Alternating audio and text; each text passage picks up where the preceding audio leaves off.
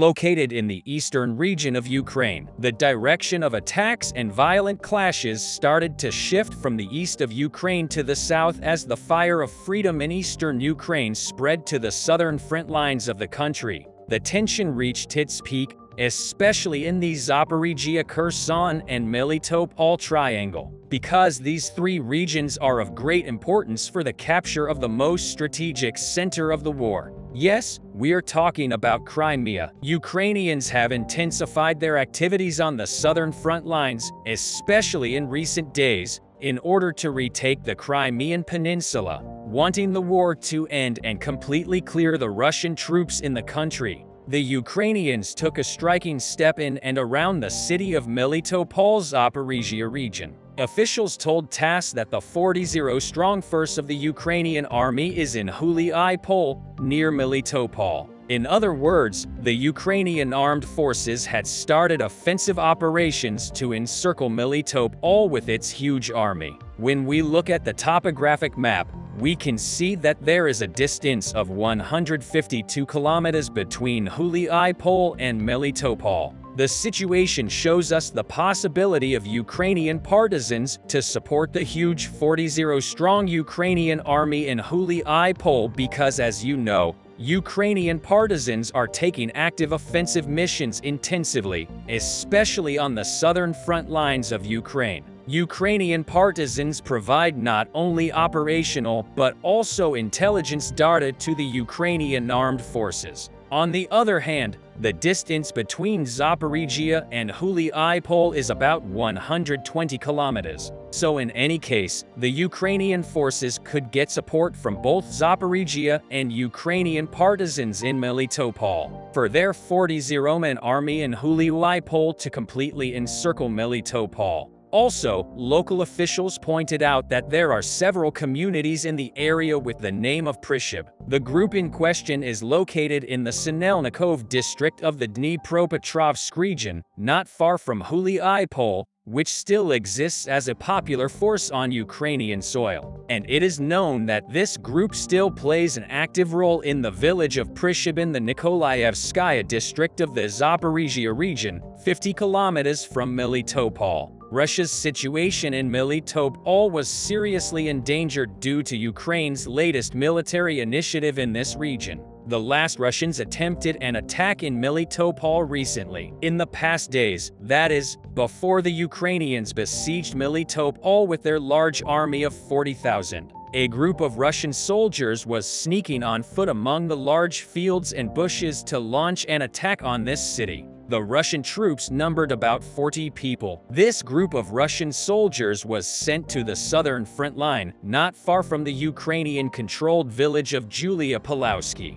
Victor, one of the drone operators in the Ukrainian army, discovered this 40-man Russian unit was advancing in Melitopol. Victor sent the coordinates of the Russian troops back to the main base of the Ukrainian Southern Front Command. As the coordinates reached the Ukrainians, another unit hit the Russian force of 40 with a mortar shell at Melitopol. As a result of this operation carried out by Ukraine's Southern Operational Command, many Russian soldiers died. It is claimed that only a few people survived from this 40-person Russian military group. Similar raids followed again in Melitopol, typically involving 5 or 6 Russian soldiers. Ukrainian UAV operator Victor, on the other hand, stated that this is a new tactic. The Russians were now trying to attack the Ukrainian army with small attack groups on the southern front lines of Ukraine, but on the defensive.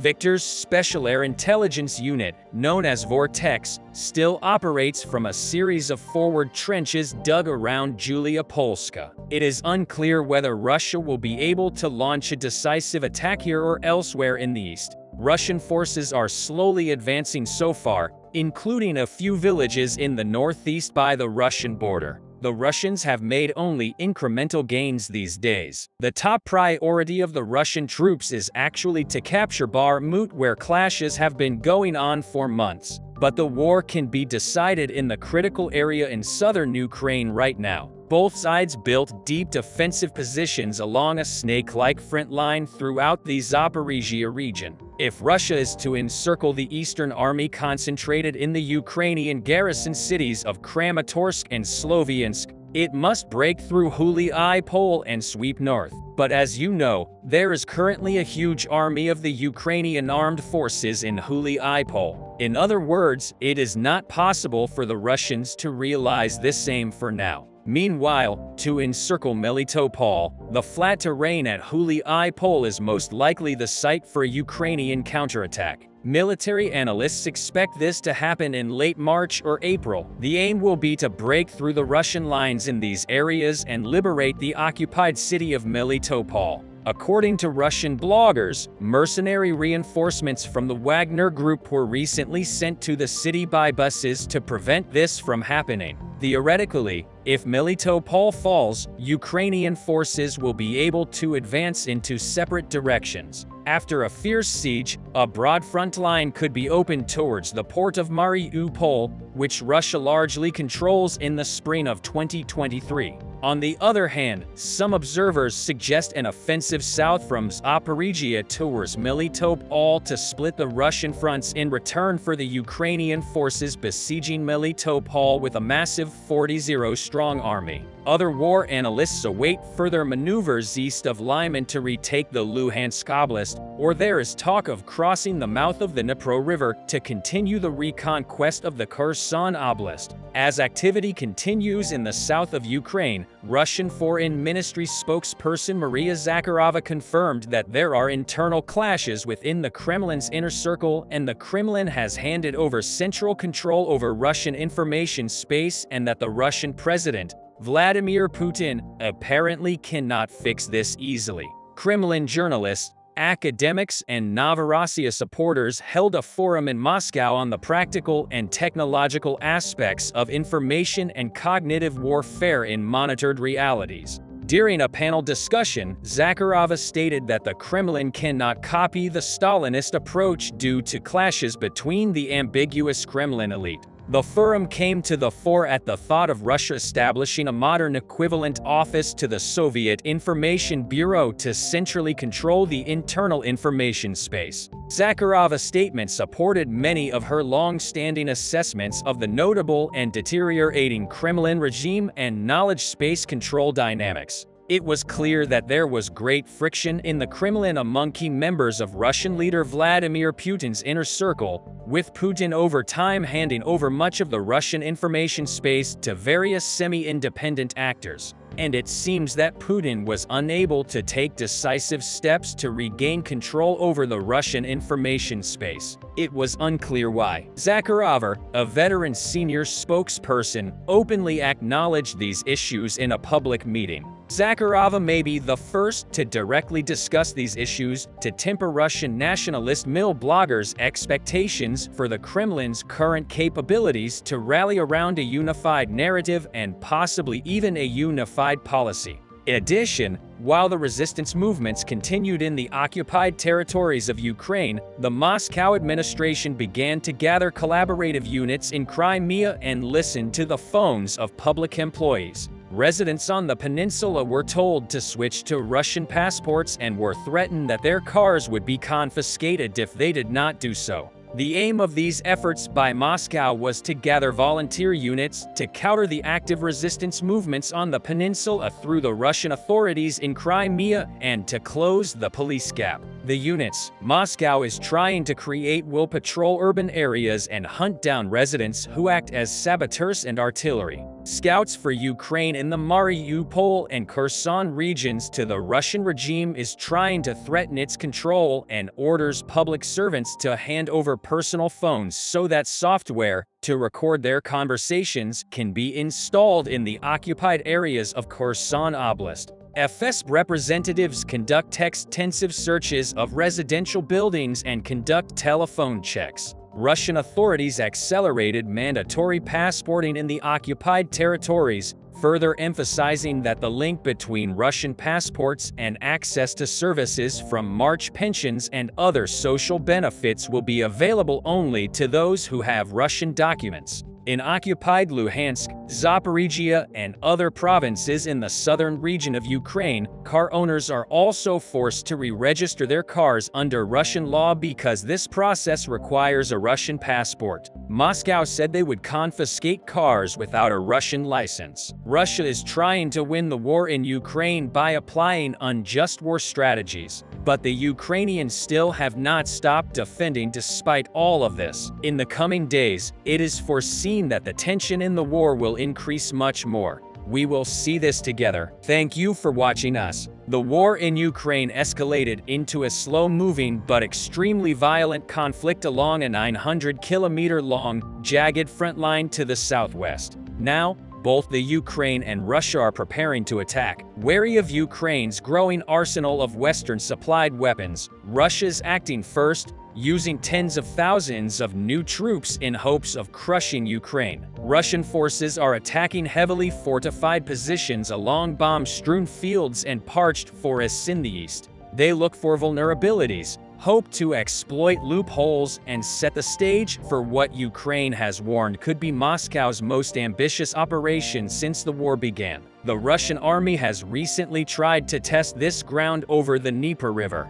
The Russian headquarters, which were destroyed by the sudden attack of the Ukrainian armed forces, is the biggest indicator that Ukraine is prepared for these raids. Scraps of Russian war boats appear to be buried in the Dnieper River, as well as Russian headquarters, with smoke rising east of Kherson. These challenges, combined with Ukraine's fiery defensive effort backed by Western military assistance, allowed Ukraine to retake thousands of miles of territory it had previously occupied and turn the tide of the war in its favor in the direction of Tavria. The Ukrainian Defense Forces struck a Russian boat near Belhorod Island in the Dnieper, according to the Ukrainian media. The relevant statement was made by the Strategic Communications Directorate of the Office of the Supreme Commander of the Armed Forces of Ukraine. Office of the Commander-in-Chief of the Ukrainian Armed Forces said defense forces in the Dnieper, in the direction of Tavria, was hit by a cannonball from a Russian combat boat. The enemy ship was shot down near Belhorod Island. The type of the boat has not been checked yet. On the other hand, the Ukrainian army said in a statement that Russian forces in Ukraine lost a significant amount of military equipment within 24 hours as Moscow increased its reinforcements in preparation for possible Ukrainian counterattacks. The General Staff of the Ukrainian Armed Forces said in a statement that 11 tanks, 17 armored vehicles, and 3 helicopters belonging to the Russian armed forces were destroyed the previous day. Ukraine also said in its daily update that Russia has lost 4 artillery systems, 3 multiple launch rocket systems, and 7 operational tactical UAVs. In addition, the Ukrainian General Staff said that since the start of the war, 590 Russian military personnel have lost their lives in one day, bringing the total Russian death toll to 143,825. Ukrainian missile and artillery units attacked 7 times the density of Russian troops and military equipment and 1 solid fuel tank.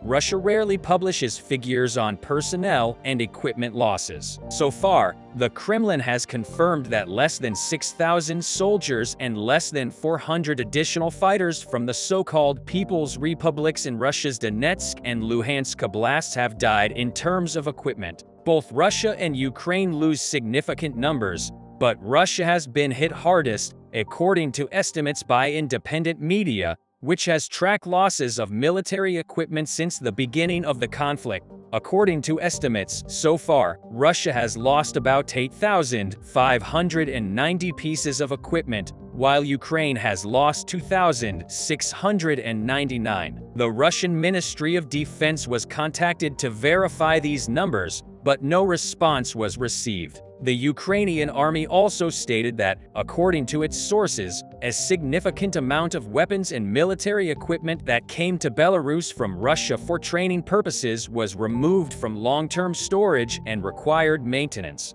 and Belarusian soldiers took an active part in the maintenance work. Meanwhile, the UK Ministry of Defence assessed over the weekend that Russian forces have been preparing for the possibility of a Ukrainian counterattack in Ukraine's Zaporizhzhia or Luhansk oblast. In recent weeks, Russia is strengthening its defenses, especially between the towns of Vasilivka and Orikhiv in Zaporizhzhia. UK Defense Ministries say that Ukraine's major breakthrough in Zaporizhzhia would seriously challenge the viability of Russia's land bridge connecting Russia's Rostov region and Crimea. Ukrainian President Volodymyr Zelensky say that Ukraine is heading towards victory, while Major General Kyrylo Budanov, head of the main intelligence department of the Ukrainian Ministry of Defense, said that Kyiv is preparing for a major counterattack in the spring. "We have dreamed of our generations. What was not achieved before will be achieved now. This has been possible for the first time in centuries, thanks to the fact that we have national unity,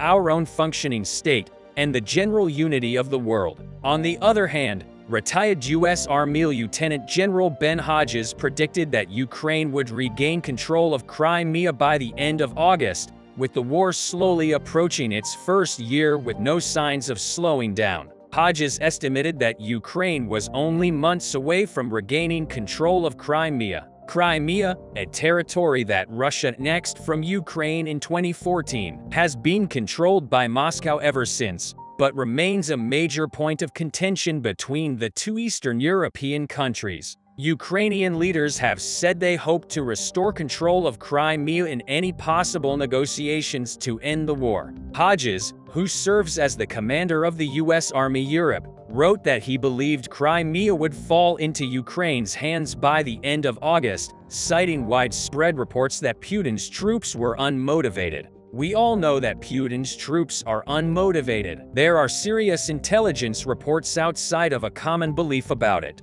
For this reason, the door of Crimea is opening more and more to Ukraine every day." According to estimates, Crimea will fall into the hands of Ukraine by August at the latest. Of course, time is on Ukraine's side. There are no manpower issues and their logistical situation is getting better every week. Not a single Russian soldier actually wants to be there, and the sanctions hurt. Ukraine will liberate Crimea by the end of August. New Haven University's Director of International Relations, Matthew Schmidt, Hodges said he was very optimistic but pointed to U.S. efforts to help Ukraine westernize its military, saying the Ukrainian army had a chance to take Crimea. Schmidt explained that optimism about Ukraine's chances of retaking Crimea could be boosted by continued shifts in the military. The West does not provide assault weapons to its army, and they are now trained at large troop levels. The U.S. Department of Defense announced last month that it plans to train Ukrainian troops in combined armed maneuvering,